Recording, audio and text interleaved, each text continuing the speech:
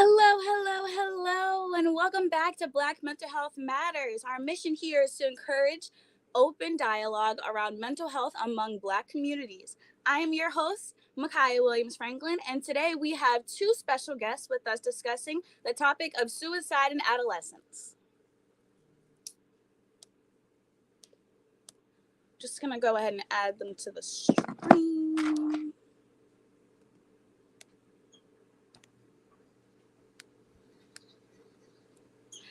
Hello, guys. Hey, Hi. So here we have Kaylin Strahan. She is the youngest board of Atlanta's.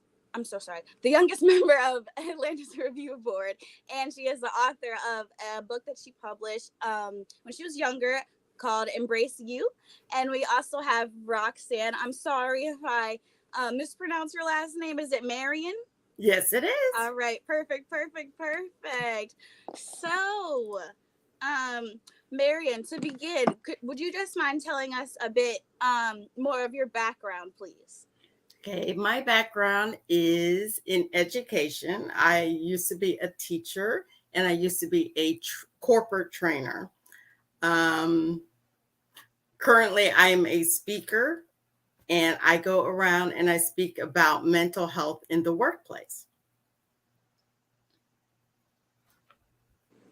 I love that. All right. So, Roxanne, we're just going to get right into the questions to the Okay. interview for today. So, my first question that I have for you today is, as an educator and a storyteller, what event or campaign inspired you to reach out and help organizations maintain the mental health and wellness through their employees? That's a great question. I I actually realized looking into this and thinking about this and the fact that 9/11 is 21 years past as of tomorrow. And it started with 9/11. When 9/11 happened, I was a teacher in school.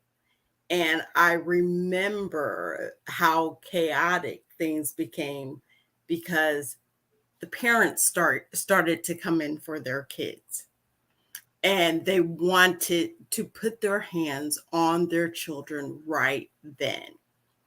And I can actually juxtapose that with a current event, which was Uvalde.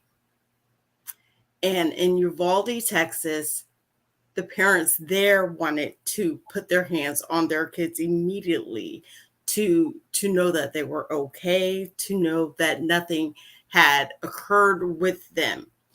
Um, the sad thing is that all of these events have happened here in America, but with these events happening, we can realize and understand the impact that it's having on our kids.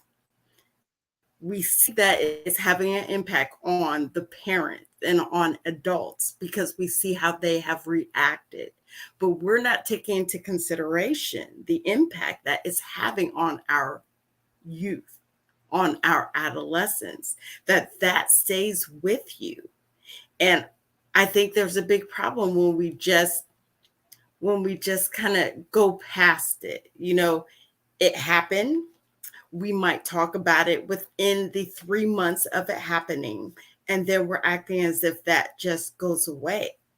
And I have a niece who is about 28 years old, and she has three littles. And she told me the day after Uvalde that for the first time at dropping off their kids, all these parents were getting out of the car. All these parents were getting out of the car, hugging their kids. Because that's not normally what they do. Normally, they just let them out and they say goodbye. But obviously, it had an effect on the parents. So if the kids heard about it as well, we need to realize that this is affecting our children. And what are we doing about it? What are we doing about the fact that such events are traumatic to the kids or to adolescents? And are we even speaking about that to them? Speaking about that to them after it happens, maybe later on, a year later? These are traumatic events and we need to address it with our kids. Yes, yes, yes. I love that answer. You really, really inspire me because once you said 9/11, it really dawned on me that I wasn't even born yet. I Mm-hmm. literally was born the following November. And the simple fact that it's almost full circle. You come back around and Uvalde happened only a few months ago. And it's Mm-hmm. almost as if parents are having I wouldn't say necessarily doubts, but parents are definitely more cautious with their children, and they let them know that their life is precious and that they love them, and that's really what matters with the when it comes to the preservation of the minds and the mental health stability of our youth. Mm-hmm. Kaylin, did you have anything that you wanted to share? No, I didn't. I really love that answer as well. I know for a fact that it really starts with children. So keeping them around and just building them up is definitely something that parents are now more, more capable of doing with everything that's going on. Right, right, right, right. All right, Roxanne, I got a second question for you today. When training adults, suicide prevention can be seen as trivial or not as important. But in grade school, at least from my experience, suicide prevention is pushed very heavily. Mm-hmm. So, what do you believe is one of the major differences that comes with adulthood versus adolescence when pertaining to the advocacy for the prevalence of mental health? When it comes to adults, I think we're all assuming that we know exactly how to handle situations, that we're assuming that when things go wrong, we know how to handle something traumatic, or we know how to handle something that is emotional for us. We know how to handle things that come along every day, even if it's something little. The problem with that is not everybody has been taught the same way. You could take, for example, even finances. Everybody is expecting once you hit 18 that you know everything about finances, right? You're an adult now. You should know how to manage your finances. That's not true. Everybody doesn't know how to manage their finances, and everyone doesn't know how to manage their mental health.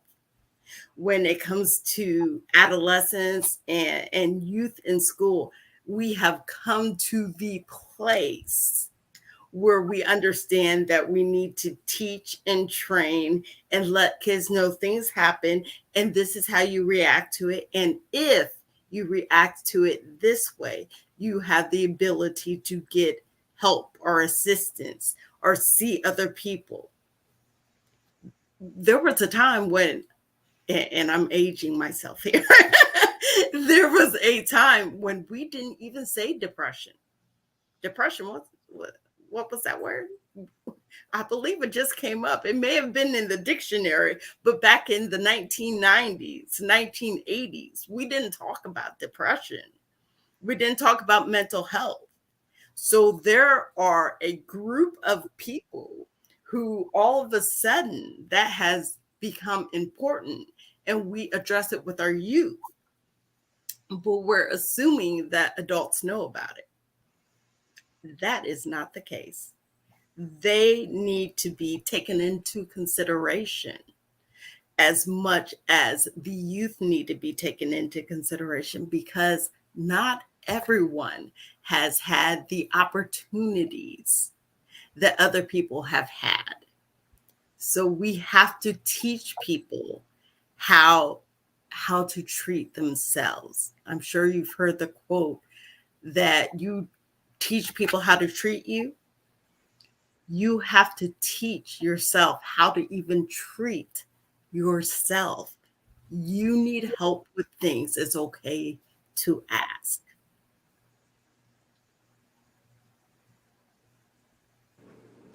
That was beautiful. That just that simple quote, teach people how to treat you, but then you also have to teach yourself how to treat yourself. Like that is a lot deeper than I think the words are giving it merit.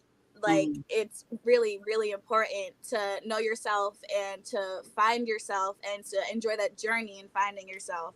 Um, just just for the benefit, like just for the self benefit, like Mm-hmm. Right, literally. Yeah. right, exactly. All right. We're just gonna keep it moving. So, what strategy or technique came easily to you, and what seemed to be a challenge for you when advocating for your own wellness as an adolescent? I will admit what came easy to me was journaling. I loved to write back then. I love to write now. For me, it's easier to get out my emotions, to to recognize where I am with my mental health and what is actually triggering certain things, what has become a trauma for me. And even as I journal now, I can reach back to those things that happened when I was younger and see, wow, those things are still with me. And I didn't even address it then. I'm still not addressing it now, and it needs to be addressed. So, with that, I realized that journaling has been good for me. And as an adult, I realized that therapy has been good for me. And if you're younger, you need to know that it's okay to have therapy. There are a group of people who are like, no, and I'm going to be honest, a lot of it is in our community. A lot of people say, no, talk to God. You don't need therapy. All you need to do is pray. I can still pray and get therapy. I can still pray and get therapy, and it's fine. So, journaling was great for me when I was younger. It's great for me now. And what was a challenge for me back then was verbalizing what was actually wrong, because sometimes you just don't have the words. And it's not even just about not having the words, it's about not knowing what is wrong and what is right. What is right? And what is right for someone else may not be right for you. And you need to be able to verbalize that to a parent, to a teacher, to a therapist, to, as we are as adults, to a spouse, to a friend, to a therapist. Let's just go right there again. To to anyone in church that you are friends with church, that you are friends with at church. But we need to learn how to verbalize what is going on and don't try to be so professional about it. Like I said, when I was a kid, I didn't know how to verbalize it. As an adult, I find that sometimes I'm trying to be so perfect in my wording that I'll back off from saying something because I'm just like, no, that doesn't sound right. Verbalize how you're feeling. It's okay if it doesn't sound right. You go back and forth. A conversation is someone talking and then you giving your opinion. It's the back and forth. So it's okay. Just make sure that people know what is going on. If you are a youth, talk to someone. And there are special ways that you can actually reach out to people right now, whether you're an adult or whether you're an adolescent. They've put 988 out there. So if you are having struggles with thinking about suicide or need mental health um, you need help with your mental health, you can pick up the phone and dial 988. So we need to get those type of things out there so people know about it.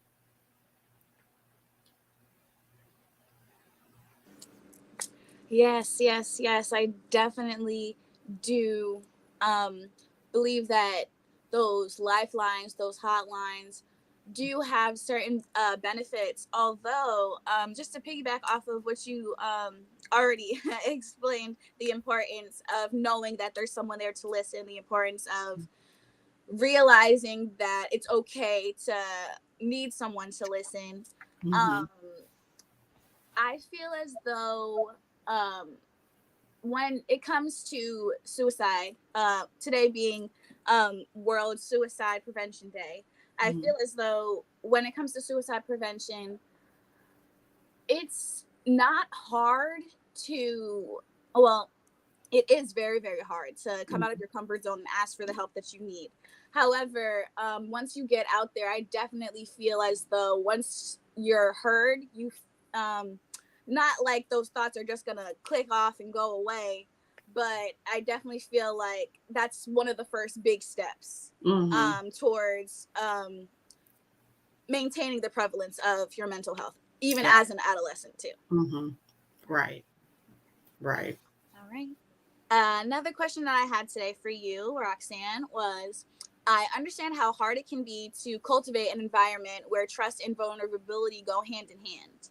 Um, how did you overcome a situation where you were having trouble helping someone else, whether it be an adolescent or an adult, in the training programs that you have led, see the light in the situation? I think it's really important that you're open about what has occurred in your life, and that if you can if you can let the person know that they're not alone, but not only by saying, I'm here to talk to you, I understand what you're saying, but let them know what has occurred in your life. You can't just walk. You can't just talk the talk. You have to walk the walk sometimes. And if they're being vulnerable with you and they're trusting you with their experiences or with what they have gone through, I mean, it's fine for me to sit back and say, "Oh, I understand. Yes, that must have been very hard." But when I actually let them know I've had those same experiences, that I too have had mental health problems at work. I've had people who have not listened. I've taken the time to go to human resources and talk to them about what is going on in my life, or asking for FMLA, asking if you need time off. That's not just for a physical situation, that can be for a mental situation or a mental health situation. Um, you have to be willing to put yourself out there. And I'm willing to put myself out there with my stories. But the fact of the matter is, we all have stories.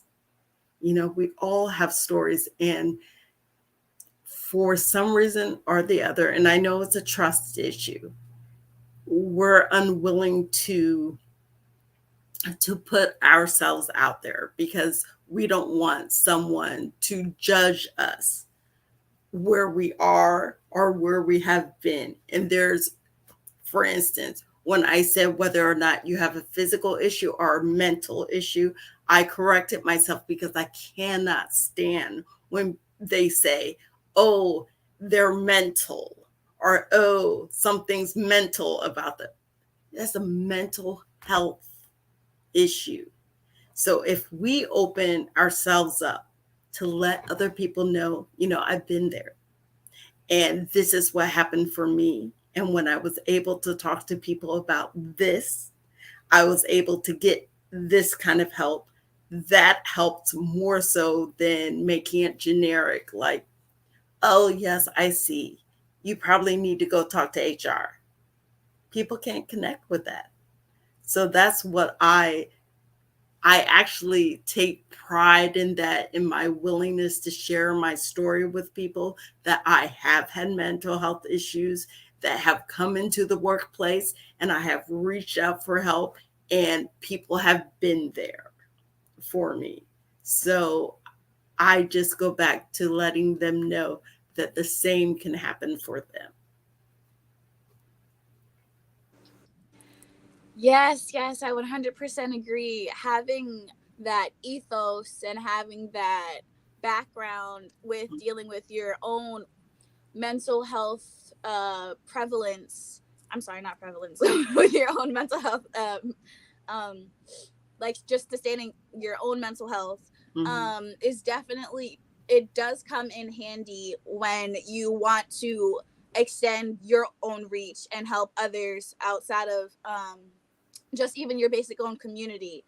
Mhm. I had a thought. Maybe it'll come back to me. Caitlin, did you have anything that you wanted to add? I did want to, well, I just wanted to say that that was and very amazing how you answered that question. Mental health is just such a huge thing. It's very prevalent now more than ever. Mhm. And like you stated, years ago, it wasn't really something that was talked about. It wasn't something that you could just get on the phone and have three digits where you could just call and, try to get things smoothed over. So I definitely think that now it's like a huge thing that's just getting bigger and the resources are becoming more accessible to us. And even to not just to the people who require the extra push or the extra motivation, but also the people who just know someone that's in a situation that they may not feel comfortable in coming to others, but just the way that we can just say, oh, okay, here's a three-digit number that you can call. It won't take long. Like, Mhm. here's something easy that you can do instead of filling out a form or just doing something that may take the motivation out of wanting to receive the necessary help that you Mhm. desire. So I truly appreciate what you said, and just to add on to that, knowing that now, and of course because of the day that it is today, that's just amazing that you mentioned that too. Thank you.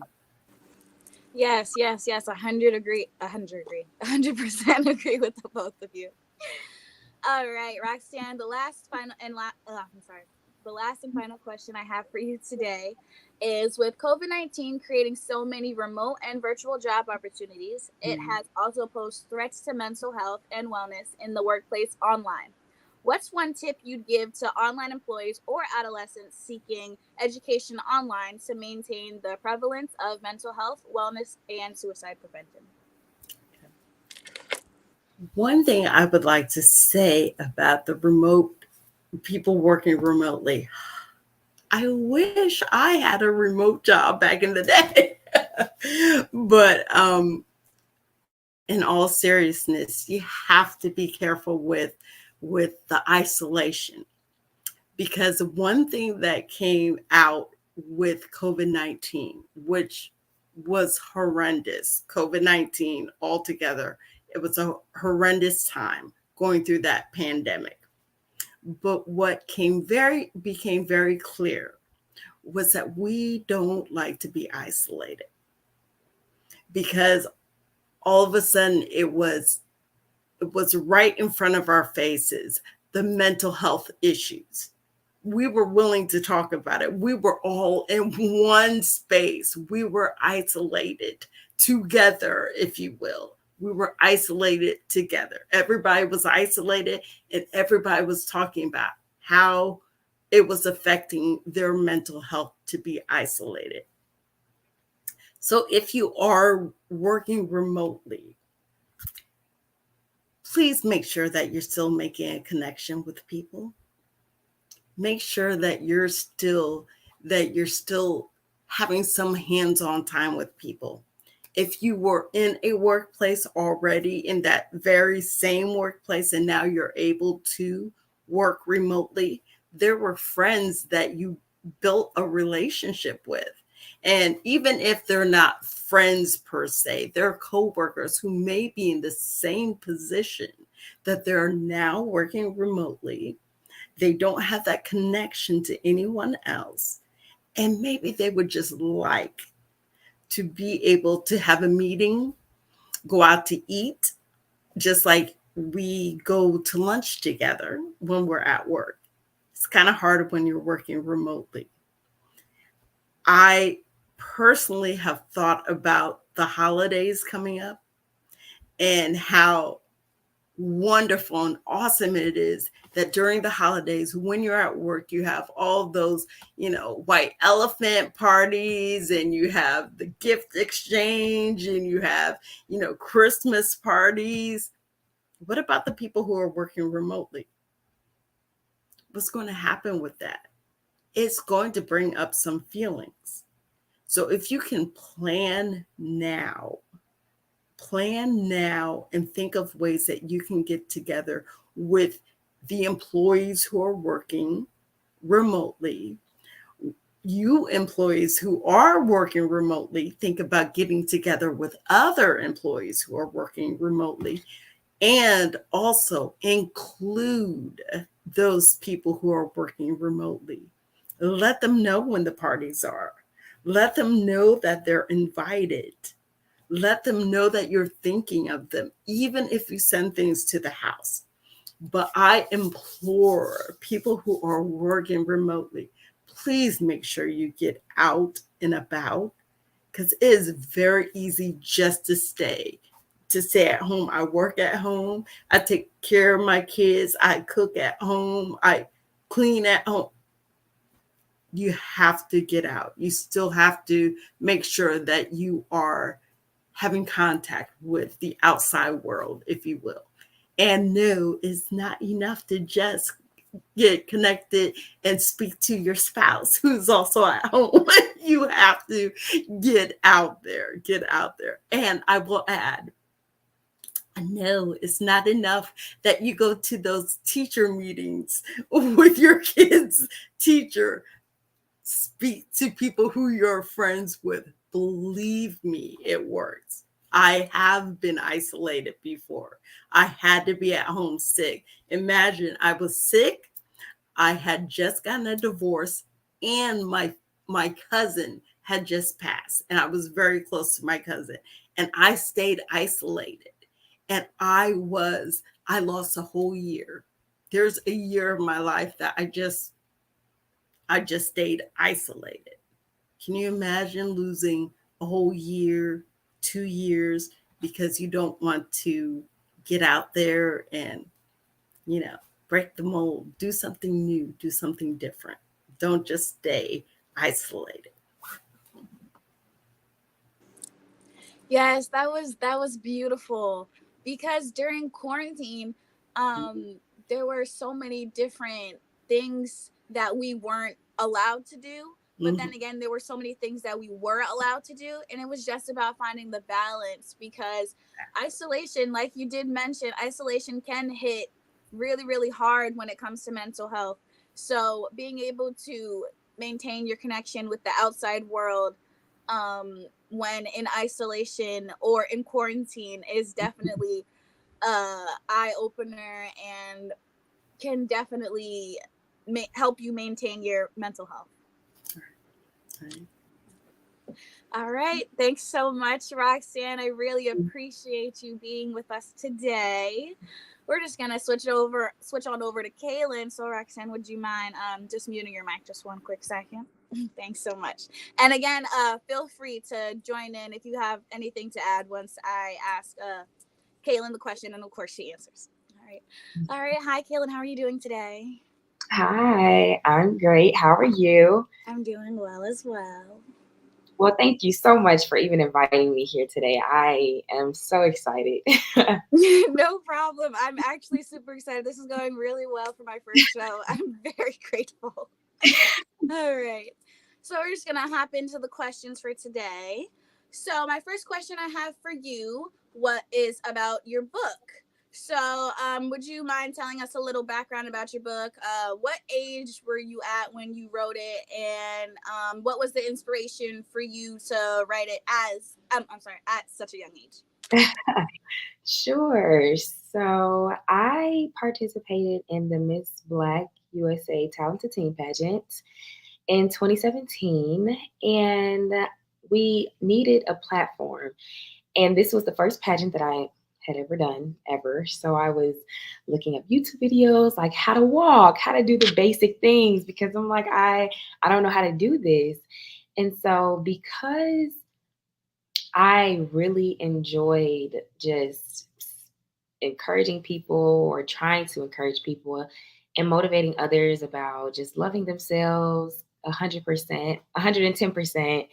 I was like, okay, this platform would be perfect. So I was asking around some people, two people that are very close to me, people at my church, just really trying to get a feel for what I could do that was really something that I valued and something that really wasn't a platform to me or wasn't a job to me, but something that I could actually just continue to work with without feeling that it was too much or too much to handle. So after talking to very trusted resources and just family members in general, I chose Embrace YOU, and it stands for Embrace Yourself, Embrace Your Origin, and Embrace Your Uniqueness. And then at the bottom, it's like, only you can be you, because that is so true. Like, really, only you can be you. And the pageant went well. I didn't win the entire thing, but I did win the title of Miss Congeniality, which was just so amazing to me because I really didn't know all of that meant at the moment, but then it was full circle when it was over. But because I wanted to keep my platform going, and I didn't want it to end there, because sometimes you end and there's bitter feelings at the end of things when it doesn't go your way. But I'm someone that just feels like if it didn't happen this way, it wasn't supposed to happen this way. So let me just do what I can to try to continue to motivate others and encourage others. So after that, it literally took a week, and I was 16, 17-ish when I wrote the book, and it came out a few years later just due to school and all the things that come with life. But I was really excited to just get it out. I mean, like I said, it took a week to write, and I didn't even tell anyone I was writing it. My mom is a publisher, and she's an editor. That's her business. So I literally came to her room one day and was like, okay, here you go. Here's a book.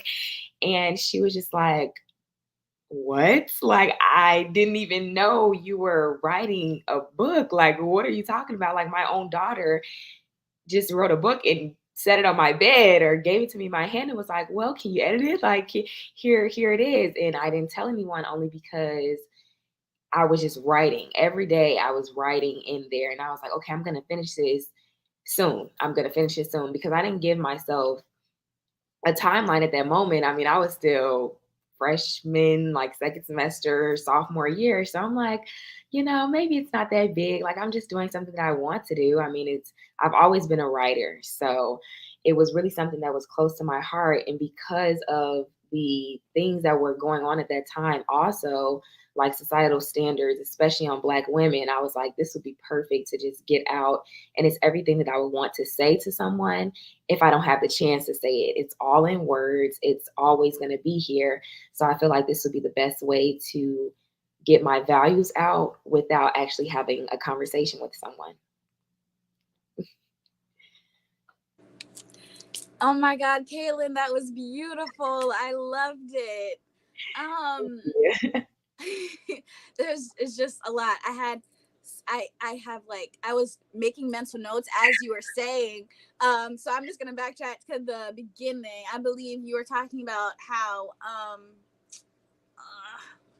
you mentioned that you were just 16, 17 years old, and you also mentioned that it was your first pageant and that you just needed a platform. But what really is inspiring to me is the simple fact that even after like the pageant, like you realize that you could embark on a journey that's much bigger than yourself. And for that, I really admire you pushing out. I really admire you pushing out the idea for the prevalence of mental health, especially in young Black women. As you said, like societal standards, even just like the pay gap, all of that. It's really hard for a woman out here, and for you to have this book that, well, for you to write this piece of literature to push out the idea for the prevalence of mental health within young Black women is really inspiring to me and my inner child, my little Black girl, of course. Thank you. No problem.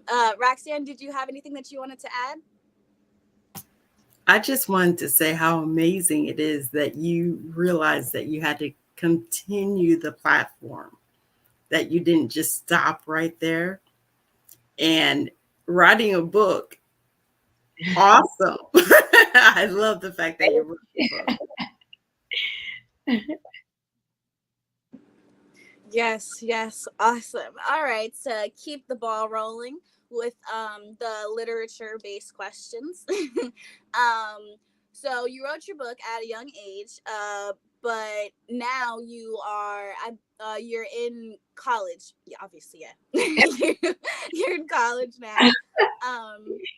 So my second question is, how have you utilized your own advice that you put in your literature, obviously, and if you use any of the advice that you gave other girls on a day-to-day basis? Sure. Yes, 100% I do. The biggest way that I can just continue to practice what I preach is to just embrace me. I mean, it would be so different to tell everyone to do something or to encourage everyone to do something, and I'm not even doing it myself. So, the biggest thing that I do is just embrace myself. And even for someone like me that is so strong about those aspects of life, as in like peer pressure, suicide, bullying, because those are all topics that I mentioned in my book, it doesn't get easier. I mean, sometimes I look and I'm like, maybe this could be better, or maybe I could have done this, just to change some things. But then I have to calm those thoughts down and just really get in a space where it's like, you preach to embrace yourself. You preach to love yourself, regardless of what anyone says, regardless of societal standards, just regardless, period. Like, just regardless of whatever. And so, just knowing that these are things that I say to others, I try my hardest to make sure that I'm also following the same steps that I even wrote about, a couple of years ago. So, with that being said, also, mentioning that some of the things that I wrote about was self-esteem and peer pressure, things of that nature. I do not take it lightly because, like you stated, I am in college. So it is always someone trying to get in your ear, say something, try to influence you. Well, influence me. I'll just speak on a personal note. Influence me to try to do something that I don't do because I don't drink, I don't smoke. And, based on where I'm at, people kind of look at it like, oh, you think you're better than us? Like, no, ma'am. No, sir. I just hold myself to a different caliber. I hold myself to a different standard. And because of the foundation that my family has laid for me, especially my mom and just the people that came before me, I know that I'm capable of saying that I won't do something or saying that this is a boundary of mine and not overstepping that. Because when you overstep a boundary, I mean, that's almost like saying something and you don't do it. And I really hold it so true to my heart that if you don't have your word, you don't have anything. So I don't want anyone to look at me like, oh, she said she wasn't going to do it, but she did. Or she even wrote about peer pressure and she can't even not be consumed by the peer pressure. So a huge thing that I do to keep me just grounded is just continuing to pray, because temptation is real. huge thing. It's a big thing, and it's just completely here and prevalent now. So just making sure that I keep God first and knowing that these prayers are He's definitely going to hear them. So just to continue to pray those same prayers, and then whatever I need, just ask for it. That's definitely something that I do just to stay on the straight and narrow. I love that you brought up peer pressure because with it being suicide prevention, with it being World Suicide Prevention Day, um, I feel like the topic of peer pressure isn't really, peer pressure and bullying isn't really brought up enough as it should be, because people, like, you can get bullied on a micro scale. You can, even the slightest, oh, you don't want to do that, the slightest aspect of coercion is peer pressure. So it's very important to embrace you and to stay true to who you always have been and maintain those boundaries. I actually wanted to add, when I was younger, there was this book that I was given. No, I'm sorry. I bought it at a book fair when I was in elementary school. It was like a guidebook to being it was called The Guidebook to Being a Goddess or something like that, like maintaining, but it was all just like material and physical things. But now that I'm looking back at it, I'm definitely going to want a link to get that book that you wrote, because now, even as an adult, I feel like sometimes I have trouble with even my own boundaries and embracing myself in all spaces. So, yeah, definitely drop that link in the comments before the interview is over today. All right, I'm just gonna roll on over to the third question I have for you today. What accomplishment can you attribute to your journey with mental health as a Black woman most? So either something recent or something that you're proud of from a year ago, just whatever thing that you attribute most to your mental health journey. Definitely, definitely. I would have to say, and to your point, um, when you were just talking about the peer pressure and, to what I said earlier, I definitely have to say just becoming a better me would have to be the biggest attribute, to my mental health, because I I am I'm so strong about all of these feelings because there was a time where I struggled with everything that I wrote about. Like, I promise you, back in grammar school or when I was younger, it was just so easy to hear someone say something and I just go with it. Like, oh, I don't like your shoes. I'm like, huh, well, they are kind of like old, or I don't know. Like, it would be something so small that I would just continue to replay in my head, and it didn't make any sense as to why someone had so much authority over what I thought about myself when I knew that what they were saying wasn't true. But it's like there's a little part of me that believes that it could be true.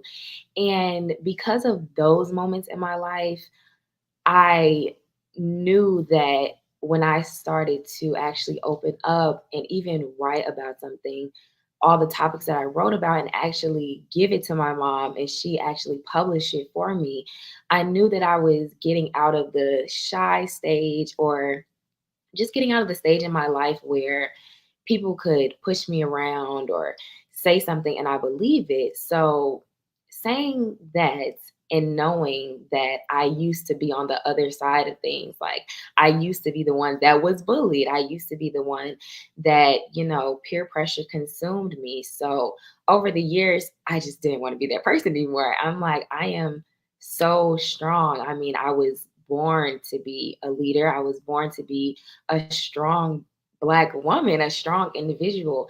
And my family, my mom, this is who she raised. I couldn't just take it for granted because there are so many younger individuals that go through things that are just unheard of. And because my family just tried their best with me when I was growing up. And I mean, I'm really grateful for my life. Like, I am blessed for my life because I was always supported, still supported. Like, they support me in everything that I do. And it is just so amazing that even then, I felt like, maybe it isn't a good idea to do certain things. Like even writing a book, that wasn't like the cool thing to do, especially in 2017. It was just kind of like, oh, okay, like whatever. Once again, back to one of the points, like someone will always think you're better than them if you're doing something that they may dream to do or something that someone told them that they couldn't accomplish. And that has nothing to do with you, like what other people think. And because of how kids are just so mean sometimes, even when it has nothing to do with you, they make it have something to do with you. So then you started second guessing yourself. You start going back and saying, well, maybe this isn't a good idea. But now, since I am just very confident in who I am, which took years, it did not happen overnight. I can promise you that. I know that just becoming a better me is a journey that I'm still on, but I can definitely and just truthfully say I have definitely grown from where I was a couple of years ago, even a few weeks ago. I continue to grow and just continue to notice things about myself that I can even make better, or just conversations that I have that could just be smoother, or just knowing my limits, my limitations, um, how much I can do in a day. Because even talking about mental health and things, everything goes in that, diet, exercise, just everything goes into how you feel, what you're putting inside of your body, just being a healthy individual all around. So I can honestly say at this point in this moment in my life, I am just blessed and grateful to be here, because it is not where I started. And I am super excited for the journey that I have ahead. That was beautiful. I just keep saying it. You guys are just so inspiring, and I'm really super appreciative of it. Roxanne, did you want to add anything? I have to say that I'm so proud of you, both of you. But just the fact that Kaylin, you stated that it was a journey that you continue to be on, but that you did not get this way overnight, that you had to do the work. And I think that's so important for people to hear. It's very important. And I'm just proud of who you all are at such a young age. Again, showing my age, but yes. Thank you. We're all healing no matter at what age. It's just about what age you realize that the process has to start. I always say that my whole big thing is we're always healing. We're all healing. Even in situations where I find myself almost hopeless, I always have to realize that with this situation, it's temporary. And with that being said, I'm just gonna go and roll and piggyback over into the next question I have for you, Kaylin, because it's right on track. When things do get rough, what are some coping mechanisms that you use to maintain um, your stress levels and your anxiety levels to the lowest bar? Definitely. I am a writer, a writer at heart. So I write down, and I know, Roxanne, you had said this earlier. You had started getting into journaling and just really coming into that within yourself. And I completely agree. I am such a planner, a writer. I'm even someone that still takes notes, like actual notes in class. Like, I don't know. I just love to put my hand to work for whatever reason, but I just really write down my emotions, what I'm feeling, even on good days, because I don't want a journal full of bad emotions. Like, I don't want a journal full of sadness. So, even on good days, when it was just, the perfect day, the best day, I'll write it down and just, have a little smiley face at the end, like, oh, today was just such a good day, just so it can balance out. Because I definitely go back and read, what I was going through, to say, like, okay, this is what I was going through that day, but I got through it. I prayed about it. I listened to my gospel music. That's also another very huge thing. If I am going through it or classes are hard, it's just been a very interesting week. I will come in my room so fast and just blast gospel music just because I was raised in a Christian family. My entire family is, churchgoers, have been my entire life. I'm a PK. So that is something that I hold very close to my heart. And I found that over the years it works. Like I continue to do the things that I feel that works for me. And just with the things that I've went through and the things, that just happen to pop up that aren't so positive, listening to gospel music and just getting in that space where I can just, not hear any of the negativity from the world and just really blast whatever gospel song comes on. And right now, it would definitely be Kingdom. I don't know if you all have heard of Maverick City, but oh my goodness, I blast Maverick City's new album, the Kingdom book or whatever it's called, just because it's literally it just has everything that I need, even when I'm not sad or going through it, anxious, depressed, or anything. That is literally such music that just makes my soul calm down. Like, you don't have to be anxious, you don't have to be, going through it. You just have to sit in God's presence and you will be okay. I have a funny story for that. My roommate and one of our friends were literally listening to the Maverick City album yesterday on the TV as we were taking our braids down.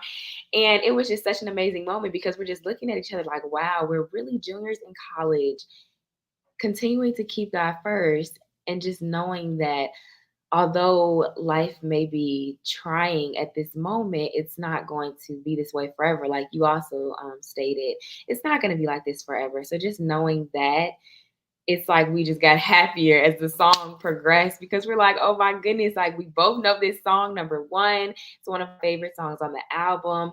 And we're just loving our journey at this moment. And it was just a full circle moment because we were literally at the concert as well. So it was just like, wow, we're really sitting here just enjoying our life at this moment. And it was just a very, very amazing feeling. And another thing I do is run. I run track here. I attend Clark Atlanta University, and I just love to keep my body in shape and track, or not even track and field, but just running has always been a stress reliever to me. So just getting out there, popping my headphones in, and just going on a little run or just, getting my mind together and making sure I stay fit because I can stay fit and relieve stress at the same time. So I'm like, yes, I will definitely do that. So that's also another big thing that I do just to try to stay calm about everything. I love that. I love that. I do believe that faith, when pertaining to sustaining a certain amount of mental health or like your peak amount is definitely a big thing. And even if it's not religion, you could, like you said, like you do stuff religiously, like you run and you write and you listen to gospel music. Like all of those things definitely contribute to your mental health, and your physical health and your overall wellness. So that's definitely amazing. Another thing that I wanted to add was, you mentioned that you do journal on both bad days and good days. That's I was just wondering if you put them in the same journal, like the same notebook, or do you have like separate journals for each, not necessarily each mood, but like, because I know that, me personally, I have my own shadow work journal, and then I have my journal that I just write like all my manifestations down and stuff. It's just because on the days that my mental health isn't necessarily at its peak, I do like to separate my bad days from my good days just so I can look back. And I even have like a little lock on my journal just so I can keep all of those negative thoughts and all of those um, things that were bothering me at the time, like I did mention before, it was only temporary. Therefore, I like to separate my I don't want to say happy or sad because there's so many different feelings in between the two, but I just do separate them. So I was just wondering if you do use one journal or not. No, yeah, and that's really interesting that use. I never even thought about using two, honestly, but I do use separate journals, but it doesn't the emotion doesn't play a role in which journal I use on that given day. It's honestly how much I'm writing. So, like, I have a smaller journal and then I have a bigger journal, maybe for the lengthier stories, or if I think that I can tell it in a lengthier way just to not miss any details in the story. But to answer your question, I do, like I said, it's not like based on the emotion. So sometimes it'll be two good stories, three bad ones, five good stories, two bad ones. So, or not bad, but just, positive versus negative emotions that are flowing throughout, whatever I'm writing. But I don't use, different ones based on my emotion, because I do like to scroll through and see, like, okay, it was 3 bad days, but I made it. Like, I made it through this good day. It happened, but it is what it is. I can only learn from the situations now. And I don't know. I think I like doing that only because it's like, life happens, but as long as you just continue to try and keep going, things will get better. And that has definitely been a testimony to me. If I just keep going, just keep, going through the motions. And even when I stop going through the motions and I'm like, okay, let's actually put more effort into it. Let's actually, keep the momentum going. Then I can honestly say, okay, I wrote these stories and this is what happened. But now I'm calm, things have worked out and I can finally stop using, this journal for five negative stories and just come back to it and say, like, okay, now I'll write something. And sometimes I forget to write, the good things. So I'll look back like, did all this happen back to back? But then I'll look in like my notes or something, because I have to put it somewhere, even if it's short, like, oh, someone paid for your coffee today. Even if it's just something very light, something very quick, I'll put it somewhere where I can see a date or something, just so I can say, okay, it wasn't 5 negative days or negative, days full of horrible emotions. I look in my notes like, okay, let me just put that in a little, in the behind the lines on the paper or something, just so I can know, okay, you didn't have a bad week. You had a bad 3 days and then, something good happened. But just making sure that I document everything so I'll know that life continues to go on regardless of the good and the bad days. And like you said, the days that are in between, it continues. And knowing that, I just keep pushing, keep going. And like I said earlier, just having the support from everyone that's around me definitely plays a huge role in that, because I truly do not know where I would be without them too. Yes, that was beautiful. Roxanne, you mentioned earlier that you do enjoy writing and journaling as an escape as well. Did you have anything that you wanted to add pertaining to your journaling style or how many journals you have? I will admit that I do have different journals. Um, it's for me, it's just a matter of which one. Like, I have one with hearts that I'm looking at right now, and then I have one with sequins. Which one I see, and now that you ladies talked about it, I do think about it first before I grab which one. But I thought that both of you, what you said about separating the negative from the positive, that's very good, and I'm thinking that I might need to do that. Nice, nice, nice. All right. So to wrap up the interview with you, Kaylin, today, I have one final question.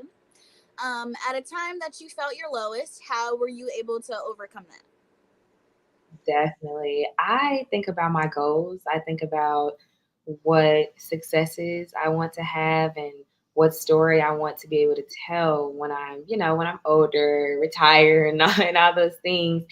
And even when what I want for myself doesn't seem like it's motivating me enough to get up and just do what I need to do. I think about the other people that are rooting for me, the other people that are cheering me on. I don't attend college in the state that I grew up in. So I think about the little girls that are like, oh, okay, like that are so happy to see me when I come back home, and just the people that really look up to me and just look at me as someone that is determined, that's gonna make it, that's, just gonna be a light in everyone's life. And so even when it gets difficult for me, like, I don't have to do this if it's for me. And even when I get in moods like that, I'm like, well, no.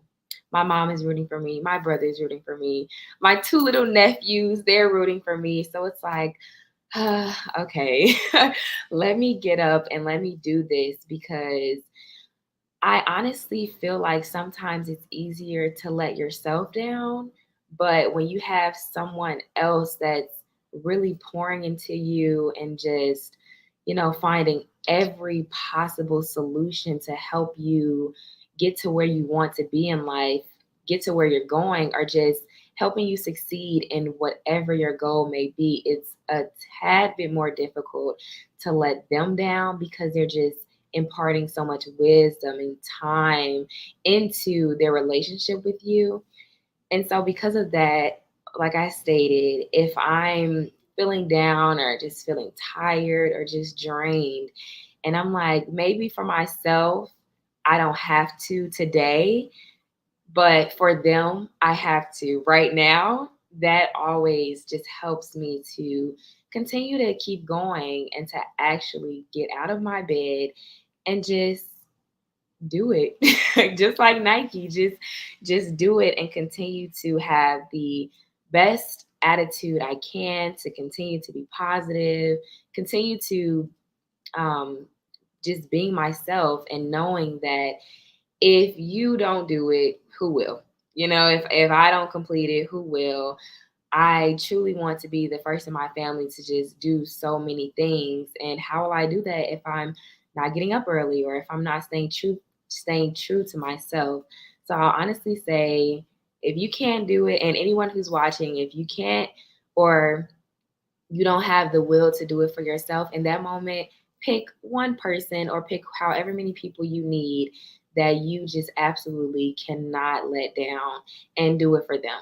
Because I promise you, in the end, not only will you be so happy that you did that and that you just continued your journey, but they will also be so proud and so happy that you did it for them. So that is how I do that when it comes down to um, just making sure I'm on a straight and narrow, just keep going and just doing it. That was very inspirational and beautiful, actually. I was going to ask either of you if you had anything else to say to the adolescents. Kaylin, I'm pretty sure you got your point across. Roxanne, greatly appreciated, though, of course, 100% always. Roxanne, did you have any final thoughts pertaining to suicide, or anything that you would like to say to adolescents watching or anyone watching? I do want to say that being someone who has attempted suicide, and and am still here, so was not successful. But there was a time when my sister had to call the police to do a wellness check on me.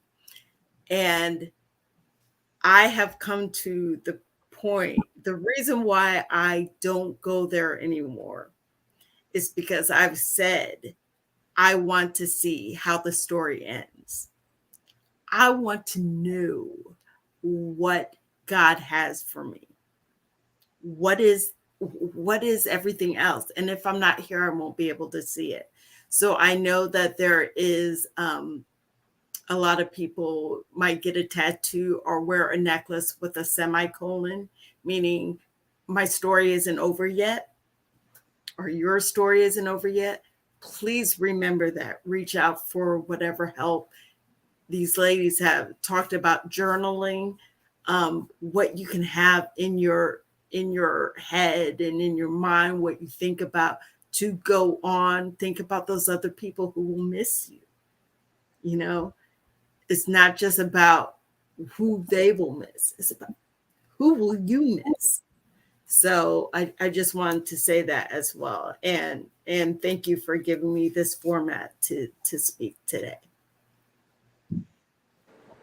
No, honestly, thank you again for joining today at Black Mental Health Matters, the both of you.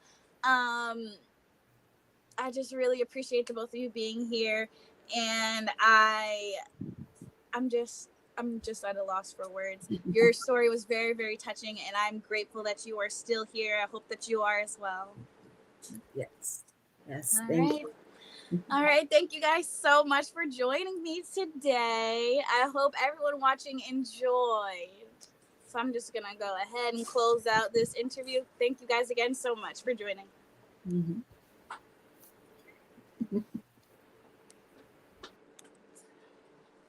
Thank you again for joining Black Mental Health Matters. Today we discussed suicide prevention, and we were joined by Kaylin Strahan as well as Roxanne Marion.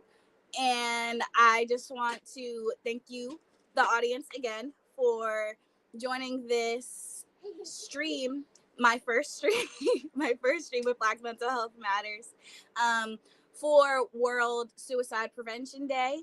And I will be back soon. Thank you so much for joining. Bye-bye.